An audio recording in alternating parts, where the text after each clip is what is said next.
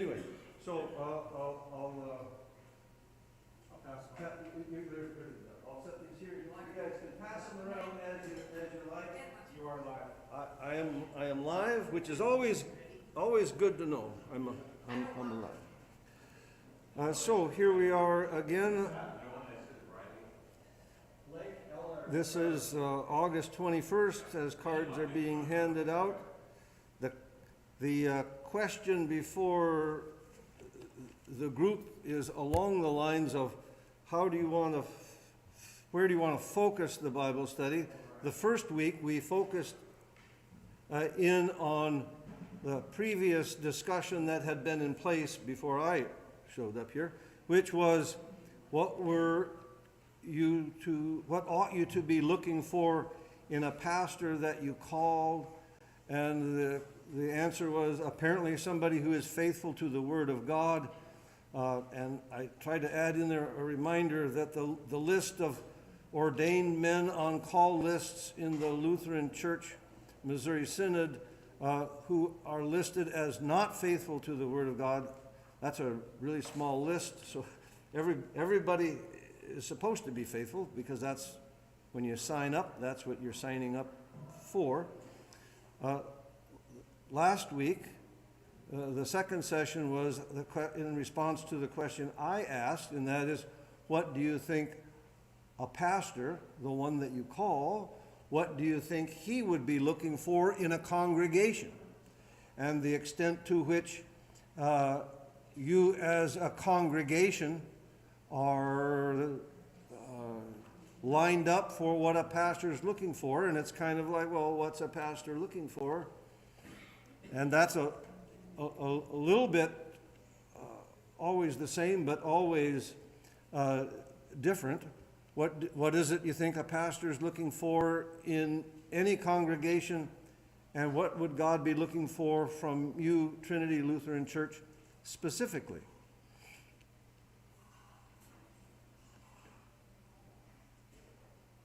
What kind of church ought you be? What kind of congregation?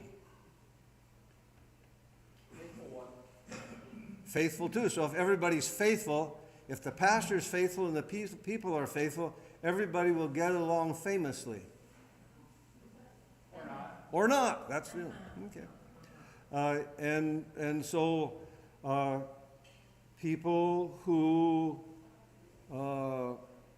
have concerns and talk to one another and him about it, not with malice of forethought, but people who live by grace and are gracious, and in the old catechetical language, who put the best construction on everything. It's a lot easier and sometimes more fun to assume the worst. But just because God invented rocks doesn't mean all of them need to be thrown. Even if you're good at it, don't need to do that. Pastor, I remember when I had confirmation, we were to serve the church by our prayers, our presence, our service, and our offerings. Those four things that I remember. Prayer, presence, service, and offerings. Not bad. Prayers are always good and theoretically easy to do. What's my observation, this is just my life, maybe you guys have a different kind of experience. And my experience is based on a lot of time dealing with people who are not technically or even very admittedly even Lutherans, because it turns out most people in the world aren't. But the general perspective on prayer is that God is like a giant vending machine. And you put your quarter into God's vending machine and punch the right buttons for the prayer, and then you pull the handle, and then you get whatever you prayed for right there. I mean right there. And if you don't get that right there, then that probably means you didn't pray right, or hard enough, or long enough, or God's out back creating a new universe, not paying attention. And the answer is, well, that says a lot more about us, the prayers, because now I'm talking primarily about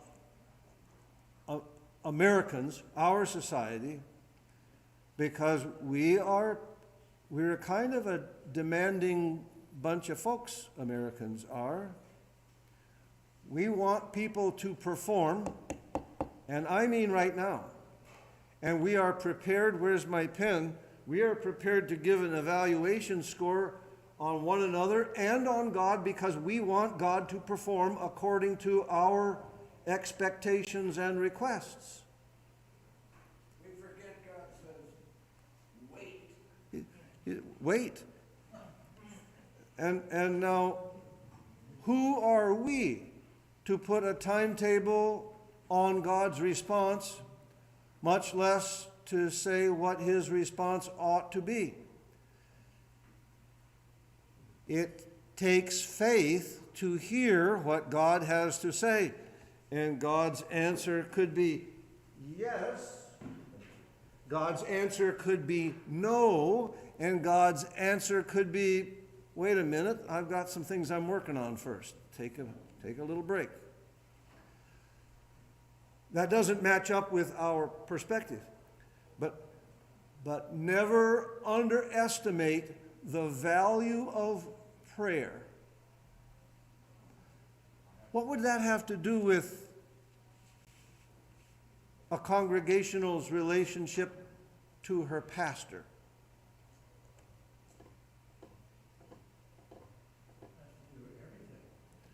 You would think. So, and it's kind of rhetorical. It's actually rhetorical. I don't know the answer. How has the congregation prayed for whoever your pastor has been in the past? And then make it more specific. Individually, how have you prayed for the pastors that you've had? I'm not trying to put anybody on the spot, but I kind of am. Prayer is important. Pray for whoever is the pastor that comes. And this is kind of me. I could be right, you never know. When a call goes out to Pastor Bob, I'm kind of thinking the prayer isn't make him say yes, or hey, I know this guy. Make him say, what would be a good prayer? How would you phrase the prayer to God about Pastor Bob? Help him to know your will. Help him to see whether he should stay where he is or come here or resign from the ministry and go drive a truck. Help him to know your will. And if it is thy will, have you ever heard of that? Thy will be done. If it is your will that he comes here, help him to see that and make it clear so that your will for him to come here is clear to him. Because what's my will? Doesn't matter. Not my ship. This is the HMS Trinity, His Majesty's ship Trinity. I'm the captain, but I know the guy who owns the fleet. It's his fleet. He is the commander-in-chief. And so what the crew prays for is a faithful captain who knows how to run a ship. Anybody here in the Navy? Okay. How many have seen a ship before? Okay. And it doesn't have to be a big battleship, although that would be, wouldn't you like to have your own battleship? That'd be kind of cool. You like movies? No? Oh, some. A good movie, my opinion, fortunately for you, I'm correct. A good movie to watch that gives imagery of ship and the church's mission. What's the church's mission? The answer, this is a trick question. I'm setting you up. What's the mission of the church? I already told you I'm setting you up, right? What's God say is the mission of the church? The mission of the church is, I'm setting you up. If you give me something right out of the Bible or right out of the catechism, you know I'm going to say something else. I'm just telling you. Because what I'm trying to do is think, don't just give the answer that's printed on the page. What's the mission of the church from Genesis to Revelation to now? The mission of the church is? Go tell. What else? Jesus. Baptism. All correct answers. But in the broadest connotation, the mission of the church is whatever God says it is. And if you don't know what God says it is, it's tell, it's go, it's baptize, all those. If you don't know what it is, how are you going to do it? So, in the early days of World War II, with tens of thousands of Allied troops trapped on the shores of France at Dunkirk, hundreds of thousands trapped, and the British Navy doesn't have the wherewithal. Once the mightiest navy in the world can't help, Churchill gives the order. If it floats, it goes. From England to Dunkirk, here's your mission. Pick up our men, bring them home. And after you've brought them home, what's your mission? Go back and get more and do it again. And when you come back the second time, what's your mission? Go back and do it again. Go back and do it again. And if you don't like it, that's your mission. And so fishing boats, trawlers, tugboats, yachts. If you owned a boat, you were a rescue vessel. If you were a cargo ship, you became a rescue vessel. And not every boat or ship crossing the English Channel look the same as every other one. A fishing trawler doesn't look like a yacht, and that doesn't look like a cargo ship. But the mission is the mission: rescue and bring home. The other ship doesn't look like your ship. That's okay. Don't shoot at the other ship. They are allies. You could have a Lutheran ship and a Catholic ship and a Baptist ship and a Methodist ship. Don't shoot at the other good guys. If you don't know the difference between the good guys and the bad guys, don't shoot at anybody.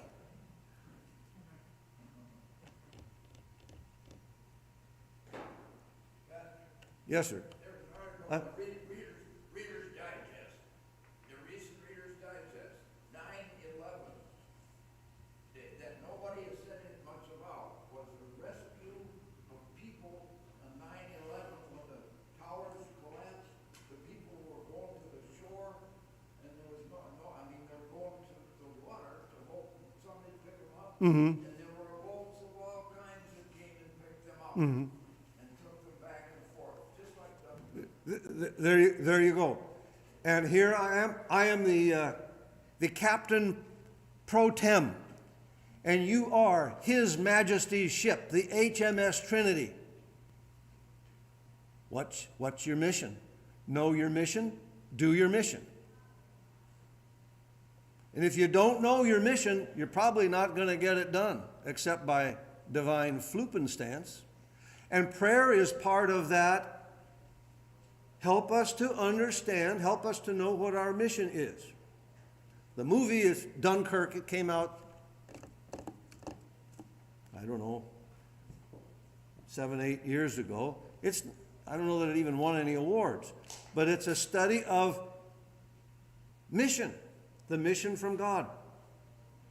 When the Prime Minister says, if you own a boat, go get people, you know what you do? whatever the prime minister says. Because you know what? You're at war, and lives over there depend on you performing here. Or not. It's a lot easier to stay tied up to the dock. I don't know if I told you this. This is a true story.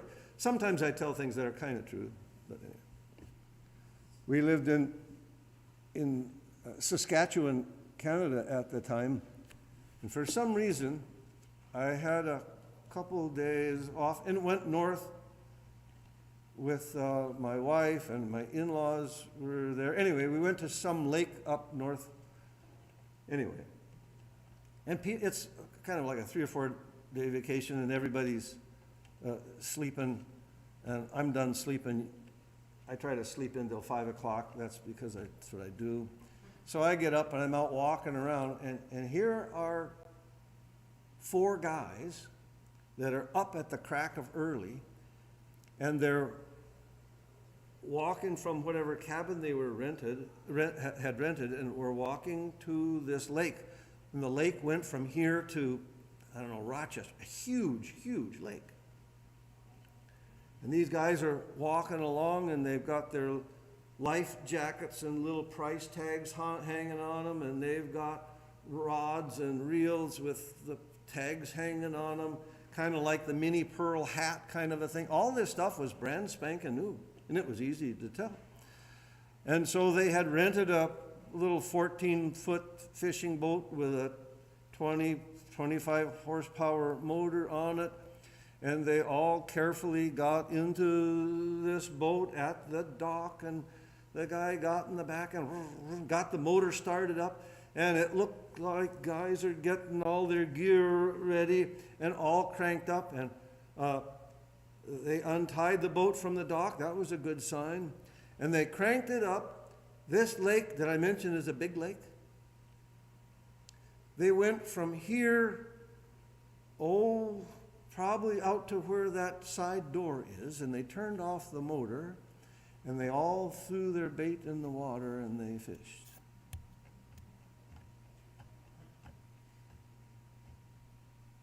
And I thought, well, that was kind of interesting. Because as you know, if you've ever been on a lake where the dock is, the least likely place in the world to find fish is where all these motors are running and people are going in and out, because the fish don't want to have anything to do with that. They can't go out and read Reader's Digest while all this activity is going on. So the fish are someplace else.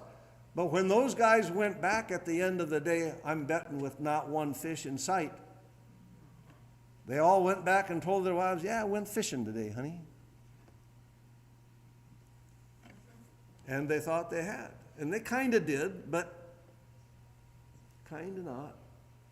But you can have all the best equipment and the newest rented boat in all the world, but if you spend all your time fishing 25 feet from the dock, you can say you were fishing, but you're not going to get much fish.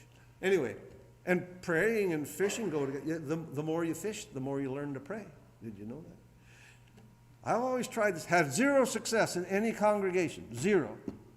But when Jesus says, be fisher of men, how do you study up for that?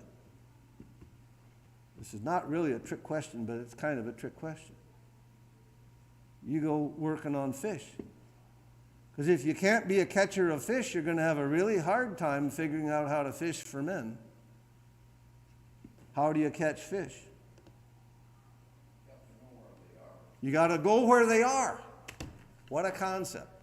Go where the fish are. What kind of bait do they like? Here's the question.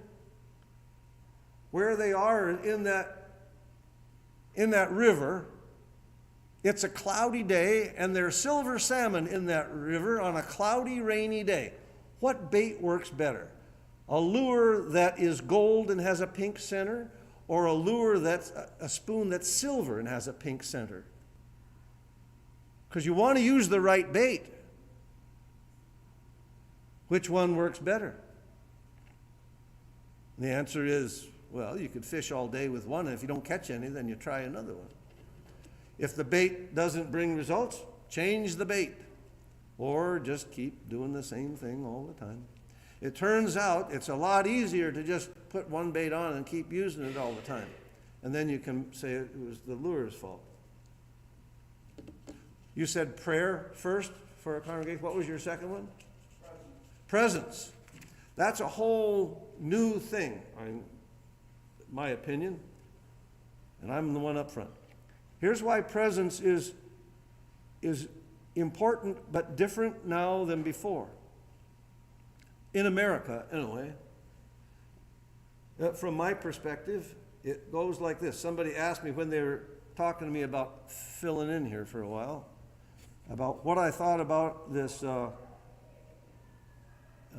live streaming and the radio and all this kind of stuff. And I said, well, I love it and I hate it. The reason because I love it is because that's another fishing lure. That's another door to a world that maybe couldn't ever get to otherwise. The reason why I hate it is because it's also become too easy of an avenue for people to take advantage of and miss the presence of the common union of saints that assemble here. And as somebody asked me another time, what about that? And I said, if that's the primary focus of the attention, you don't need this building. You don't need a big building like this to do radio ministry. You don't. You don't need a big building like this in order to live stream. You don't. You need a building this size with pews in it and choirs that sing because the presence is important. In the Lord's Supper, sometimes this gets a little bit short-sheeted. The scriptural distinctive that is in Lutheran doctrine, that is inherent, has to do with what we call the real presence of the body and blood of Christ in the bread and wine. Everybody with me on that? Real presence. Not virtual presence, not symbolic presence. It's not like kind of Jesus is sort of like there and we could do this with Ritz crackers and Coke. If it's all symbolism, you can use Ritz crackers and Coke. All in favor, say aye. That is the correct answer.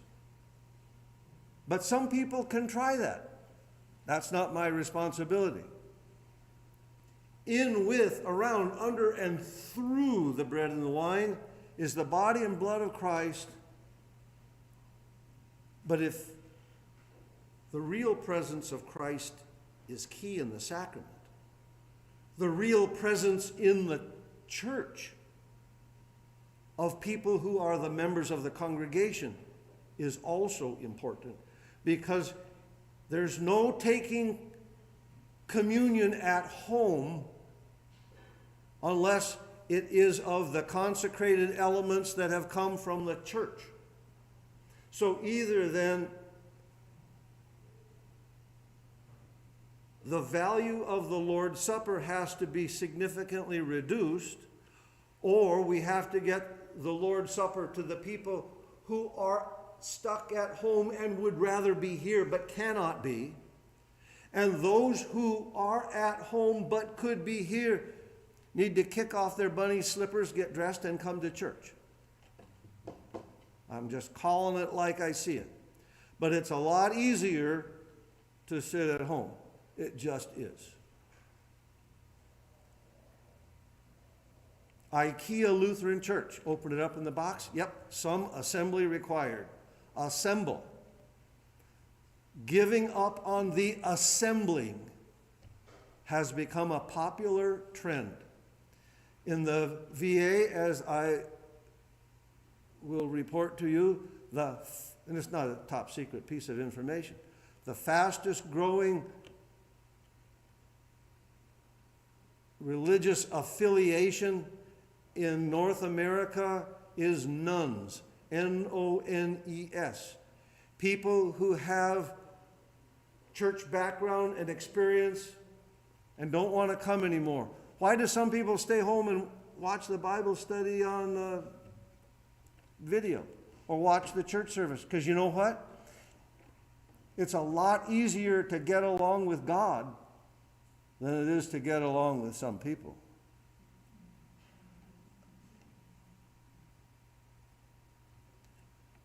A parishioner from a parish way back when in Canada told me once, this was the congregation way out in the Tulies,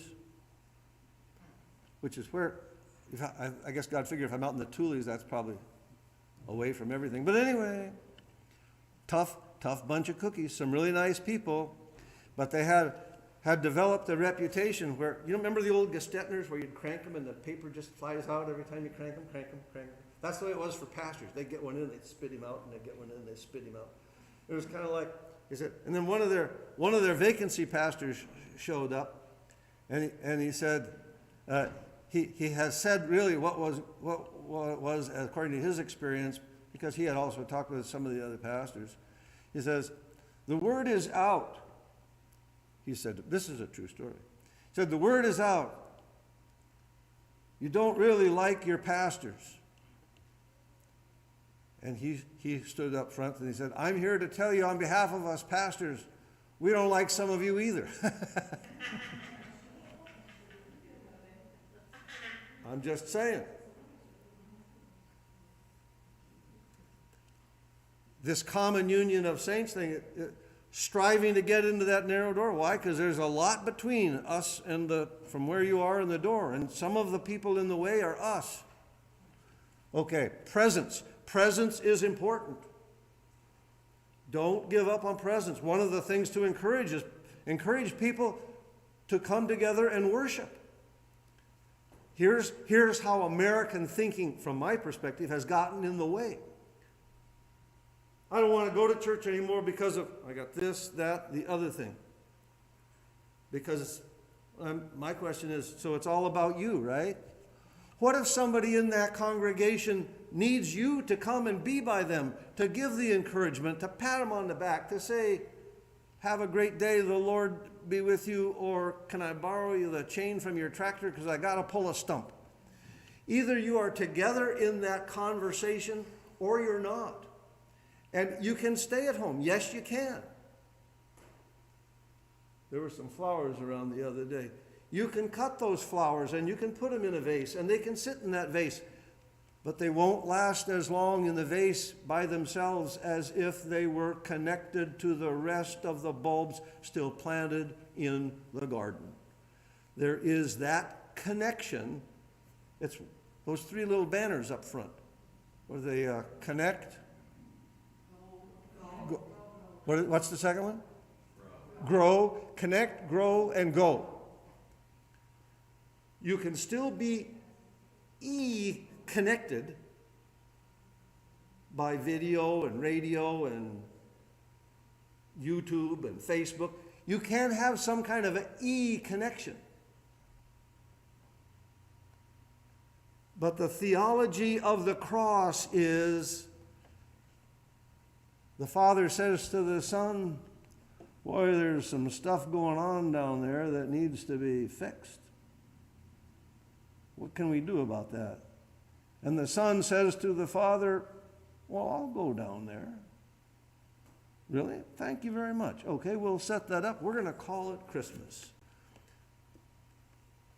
And so all of the angels assemble, and the plan is laid out to see what all of the host of heaven will have to say about God's plan. And the plan is laid out, and the Son is going to go down, and he's going to do this and that, and walk on water, and all this kind of stuff. But then he's going to get nailed by the people that he's come to save, and it's going to be brutal. But then on the third day, he's going to rise from the dead and then come back home. And the angels and saints have this big conference, and oh my goodness, that's a tough plan. What's plan B? And the Father says to the host of heaven, there's no plan B. God's plan is what we call anthropocentric. For God so loved the world that he came down and became one of us. He does it in person. He could have done it in umpteen other ways if he wanted to, but he came in person. He made the human connection because he became one of us. If he hadn't, there's no crucified Jesus on a cross. We like Christmas, but Good Friday, not so much. But if there's no Good Friday, there's no Easter. We really like Easter. So being present, that's how God did it, by being present. Incarnational, sacramental, and sanctified in the assembly of God's people together. Turns out, a lot of things in the world aren't all about me. Rats, I thought it should be that way. I suggested that to my wife, which is how I got that scar right there. It's not just about me. Somebody else in this congregation needs you, and how are you going to be there in support for them if you're not here when they're here? Or maybe they need a ride. That's what we tell. We have a group here, Trinity, called Keeping in Touch. Keeping in. Each of 10 teams has about 60 congregational members that we keep in touch with. Oh, how do you do this? Keep in touch. Cards. Birthday, special occasion, and during the pandemic, passages of strength, and all that type of thing. And what we say is, we miss you, yes, but we miss you because you have gifts you can give to others. Not so much, oh, you should come. Yeah, then it's law. You should come. That's law. That's a nice postcard ruler whack on the knuckles. Did I tell you I have a little wind-up plastic nun? No. Little, about so high, and you wind her up, and she does these little steps, and she's got a rosary in one hand and a ruler in the other, and you wind her up. She takes 7 steps and stops, and then sparks fly out her mouth. I'm just saying. Half my family is Roman Catholic, so I get to say that. Not poking anybody in the eye. I'm just saying, we can spend a lot of time rapping people on the knuckles. And for centuries, coming from Canada, they did that in the Catholic boarding schools there for Native Americans. And so you know that Pope Benedict just made a tour of Canada, specifically focused on Native American populations, where he apologized on behalf of the ratty, stinky, awful way that the church treated kids for centuries, hundreds of thousands of kids, brutally, because you'll become like us or else. Well, I'm pretty sure that's about as poor a way to go about sharing God's word as you can think of. Anyway, so prayer, presence, what's number 3? Service. Here's a handy little thing. Just from the outside coming in, I just look at things a little bit differently. It is peculiar. Don't see one around. Oh.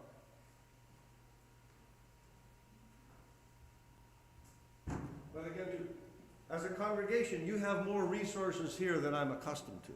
So I come from the ain't got so much stuff category, where a congregation literally on the verge of how do we survive? And I was doing a worship service, and they literally had one plastic bowl of plastic flowers. They were getting ready for a worship service, and they said, "Pastor, would it be okay if we put these plastic flowers on the altar for our worship service?" What do you think? What's the correct answer? Can you put plastic flowers on the altar in a little church? They hadn't had a worship service in about 8 months. The temperature outside's about 20 below. Their budget is about... Not making it up. And what's the answer? Absolutely, because you know what they were providing? Everything they had. And that was it. Hey, this is all we've got. Is this enough? Because it came with faith. Now, If I had that same bowl of plastic flowers here, and I put that up on the altar, how long you'd think before I heard about that? So in a congregation with lots of resources, here's your hymnal. Did you buy these new when they came out? I presume, okay. And you probably paid about 20 some bucks for them, right? I mean, you got all kinds of resources. But you know what you do? If you paid 20 bucks for these and you bought 500 of them, that's about, let's see, $27.97. You paid all that money, and you know what? I haven't seen one person open them yet. I'm just saying, what did you buy them for if you don't want to use them? You can put it all on the screen. I'm just saying, if you're going to do that, what are you buying all these hymnals for? That's the liturgies that are up front. First of all, I haven't put them all together. I haven't selected the hymns. That was already in place. All the liturgies that are up there, they're all in here. You've already paid for them once, but you're paying somebody else to print them out again and to put them up on a screen. And I'm just saying, there are some people on the shore that need to be rescued, and we're repainting the same part of the hull that we repainted last year. But that's just me. But when you have resources, use the resources that you have to the glory of God. And when you're playing that at full throttle, then reach out to somebody who is in help in another way. You saw that article in where's the little notey thing I had somewhere here, on the pastor with down the road, Morristown? Where? Yeah. Okay. Huntington's disease, pretty rare. Think of, this is more common, you know, Lou Gehrig's disease? Think of it as he's got kind of Lou Gehrig's disease on steroids. Okay? Now, you're his father, you're his brother, you're his wife's uncle. Can't figure out something to do as a church? There's a family of 8 that lives just down the road at Dunkirk. Launch this ship. Go into action. I'm just saying, if that was you in that household, if that was you on the beach of Dunkirk, change the imagery. You're not the captain of your ship. You're on the shore. You know what you're looking to see? Someone to come to your rescue in your time of need. We're just down there. I don't know these guys I couldn't pick any of them out in a police lineup, could you? And the people in England didn't know those guys on the shores at Dunkirk. That's not the point. Know the mission, do the mission. If that family is in need and you can help, good for you. If that family down the road is from God a mission for you to go and help and you don't, look out. Because a ship that can't perform is going to be a ship that God's going to say, well, I launched that ship and put a crew on board. What were you doing when this family needed you? Unless the family's not one of your mission targets. I'm not saying, oh, you got a school there's a mission target. Radio mission, good. Know your mission, do your mission. If that family down the road, Leslie, is that the name? I don't know. Anybody know these people at all? Do you? How do you pronounce the last name? Leslie. If you determine as a congregation that the Leslie family is, somebody talked about Job here a while ago. You think they're having kind of like a Job-like experience? The roof falling in, everything is going to the proverbial hell in a handbasket, sort of seems that way, but they are apparently still thankful. Well, who's going to come to their rescue? All hands on deck. Or not. What's your mission? Find out, be clear about what your mission is, do your mission. And then pray for them, be present for them. What else have you got? Pray, be present. Be of service? I don't know. What do they need? And when you look through your hymnal, when you're talking about service, every one of these things up front, where I'm up front, that's a worship service. Service is what it is, a service. Now, when you study the liturgy, how do you know what's going on? So when you look at, not on the screen, but it helps to look at the book. So in the service, who's serving whom? Because this goes back to the assembly presence stuff. Because if you, well, you'd probably go to jail if you wrote in the hymnal. I mean, that would be if you get a pencil and you write in your hymnal, the parts of the liturgy that are intended from God to you, put a little arrow coming down. What would be one of those pieces of the liturgy that's a from God to you? Come on, you didn't just become Lutherans yesterday. Come on. Something from God to you. God's service to you. Absolution. So when I say, so I word it a little bit differently than it's in the hymnal, because the hymnal, in my opinion, words it poorly. Why? Because I've had the most complaint about the absolution is, I don't want your forgiveness. I need God's. So, hey, shut up. I don't need an ordained guy telling me I'm forgiven. The answer is, you are correct. So it's not me who's forgiven you. That's why I say on God's behalf. I'm not saying this for me. I'm saying this from him. On God's behalf, your sins are forgiven. That's from God to you. So that arrow comes vertically downward. What's a part of the liturgy where it's you serving God? An arrow that would go upward. Apostles' Creed. You're making a confession of faith. You're telling God, I believe in you. What's another vertical, going to God kind of a part of a liturgy? The glory of God. When you're singing to God, you're praising him. That's what they were doing. They do that in heaven all the time. Praise the Lord. Prayer. That's from you to him. So there's stuff that's coming down. There's stuff that's going up. You can kind of get the hint. If the ordained guy up front would pay attention to what's printed in the paperwork, you can tell from the direction that I face. If it's a prayer, which direction am I facing? The altar. If it's from God to you, I'm looking at you. Because if I say like this, hey, you're forgiven, it loses a little something, doesn't it, when I'm facing the wall?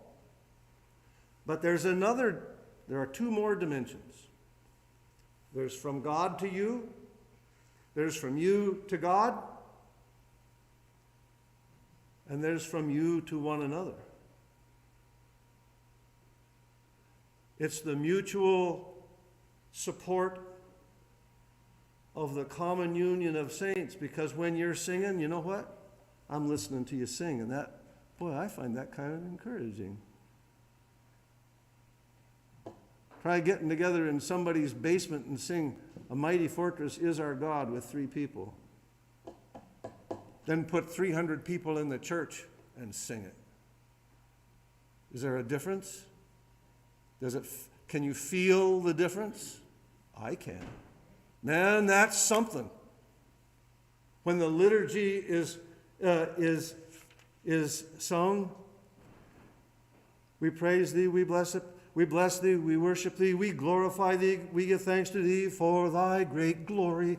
And there's 150, 200 people singing. It's just different than when I read it by myself in the hymnal. It just is. It just is. The singing of the crowd it changes the dynamic. So when you're singing together, when you're praying together, you're not in a bubble. You're next to other people who can hear you and see you. How great is that?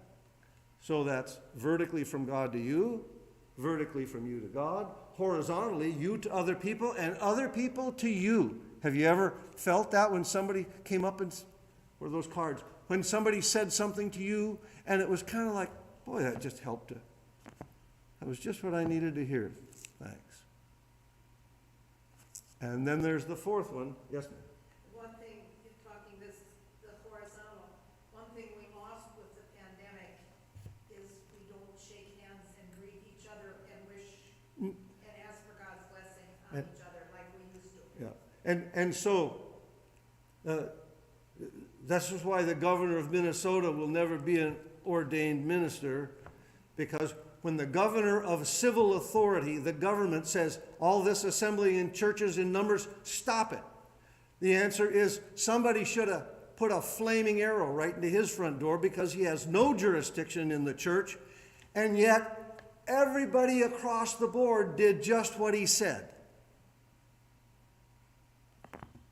When the governor of civil authority tells the people of the church, stop this worship service because there are germs out there, pay attention and listen, but he does not regulate one jot, one tittle in the kingdom of God, but Lutherans, Catholics, Presbyterians, and Methodists say, ooh, the governor says we should stay home. You haven't heard the governor get back on the radio and the TV and said, no, everybody that stayed home, okay, now everybody get back to church. Come on, Gov. Get with the program. He didn't have the authority to say something in the first place. He really doesn't have the authority to say the second thing, too. But I'll say it. Share and encourage with one another to get back to church. Why? Why? You need it. You need each other. You need God. You need that mutual support.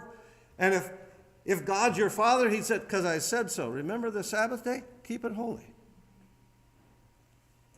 Go out to the garage, heat up those rocks in the fireplace, put them in the back of your wagon, get those horses hitched up, and get over to the church.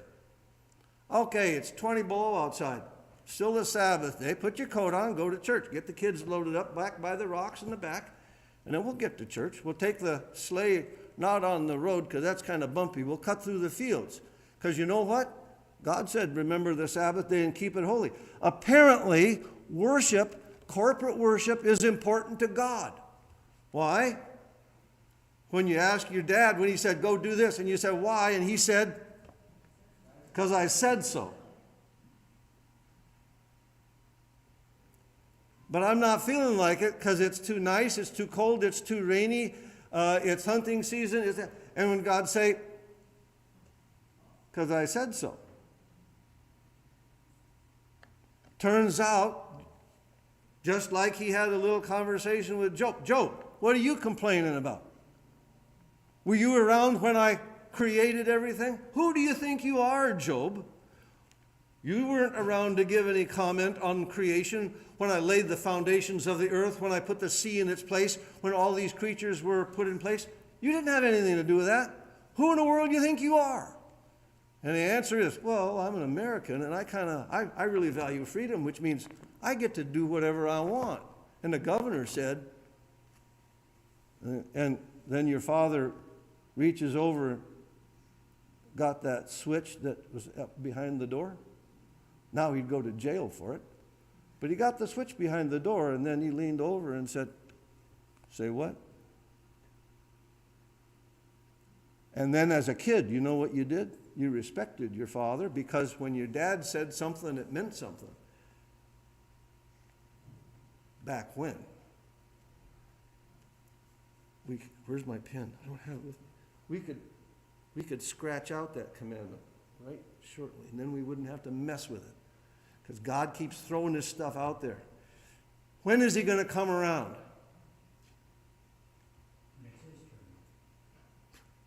It's his turn when he says it's his turn. And so, Prince Charles, decades ago, when he came to the United States and did a tour, and before he got back on a plane to head back to England, a reporter asked the question, Prince Charles, what did you learn in your visit to the United States? What stands out in your mind? And he says that he was particularly impressed with how well here in the United States, how parents obey their children.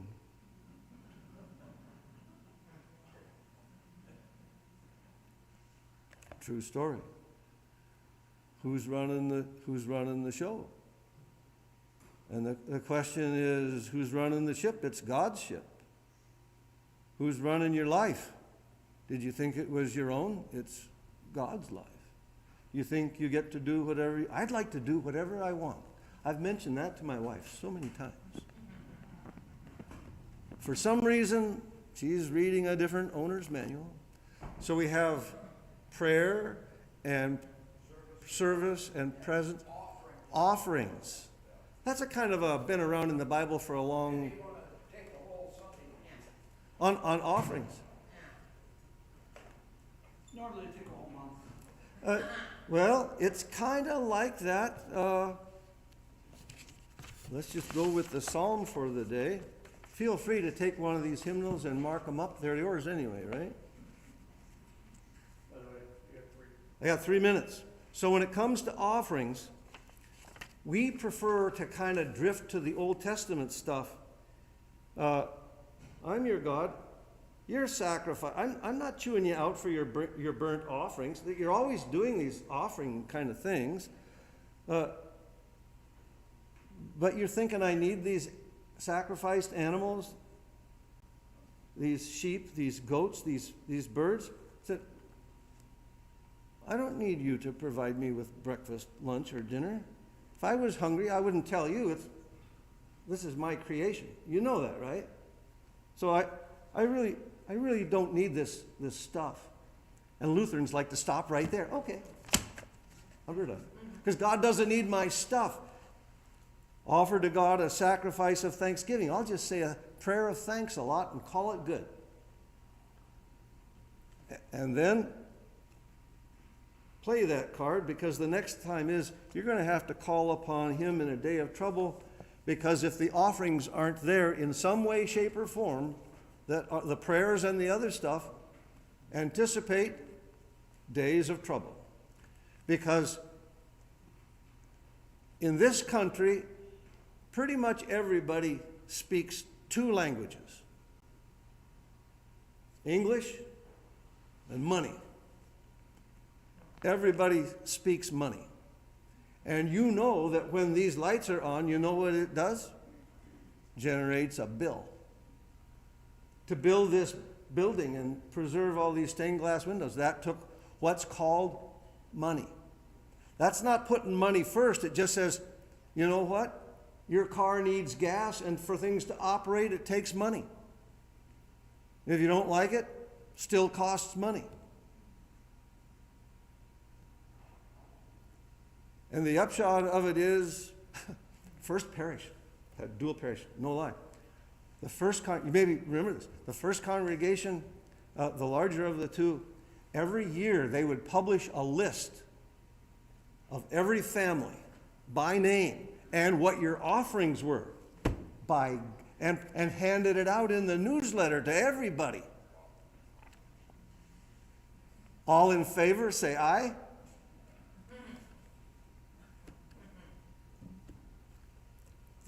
The wealthiest guy in the church, I saw it, I stopped it, I said, this is a little embarrassing. Besides, in Spanish, el domo.